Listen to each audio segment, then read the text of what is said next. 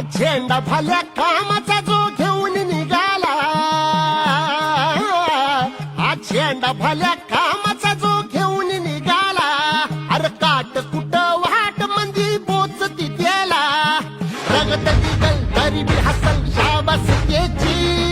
रगत निघल तरी बी हसल शाबास त्याची. तू चाल पुढं तुला रगड्या भीती कशाची, परवा भी कुणाची